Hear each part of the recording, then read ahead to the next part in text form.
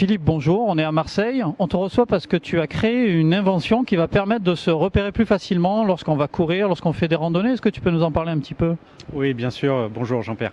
C'est vrai que moi j'aime bien Marseille est un terrain de jeu extraordinaire pour tout ce qui est sport outdoor, que ce soit randonnée, footing ou VTT.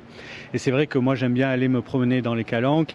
Et en fait, quand j'essaye de nouveaux parcours, je me pose la question est-ce que je dois tourner à droite, est-ce que je dois tourner à gauche? Donc, comme beaucoup de gens aujourd'hui, je prends ma carte pour me situer, pour me localiser. Ou alors, si j'ai préparé mon coup, j'ai mon téléphone sur lequel est ma carte. Mais là aussi, je dois regarder. Et en fait, je me suis dit, au lieu d'aller chercher l'information, est-ce que l'information ne pourrait pas venir à moi? Donc oui, et c'est la solution OnTracks. C'est une solution qui est composée d'une application sur laquelle sont référencés les parcours d'activité outdoor. Donc on se localise, on choisit son parcours, on connecte deux bracelets, un au poignet droit, un au poignet gauche, et lorsqu'on doit tourner à droite, c'est le poignet de droite qui va vibrer, et lorsqu'on doit tourner à gauche, c'est le poignet gauche qui va vibrer. Alors ça paraît tellement évident qu'on se demande comment ça se fait que ça n'existe pas déjà. C'est parce que c'est simple que j'ai pu avoir l'idée, sinon c'était impossible. Complètement, ça marche partout, on a un accès aux satellites GPS, puisque après on n'a pas besoin de réseau GSM, on n'a pas besoin de quelque autre connexion que ce soit qu'un accès à un satellite GPS, et bientôt Galileo.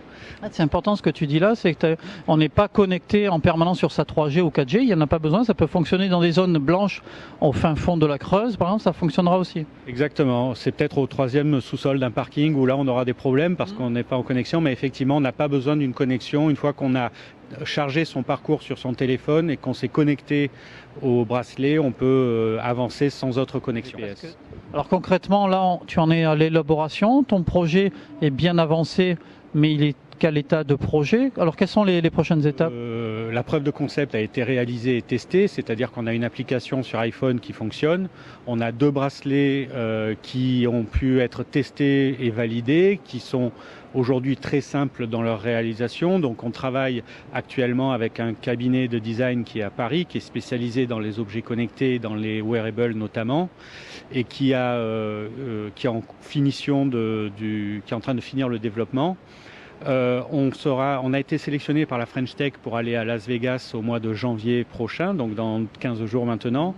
On va être sur un stand au sein de l'Oreca Park, qui est l'endroit où se concentrent les 500 startups dans le monde qui ont une innovation à apporter. Voilà. Le produit sera en test pendant l'été et à disposition, quel que soit le canal de distribution, avant la fin de l'année.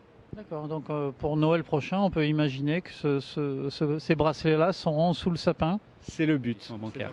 Écoute, on va te souhaiter bonne chance et puis moi, j'ai envie de te dire à Noël prochain.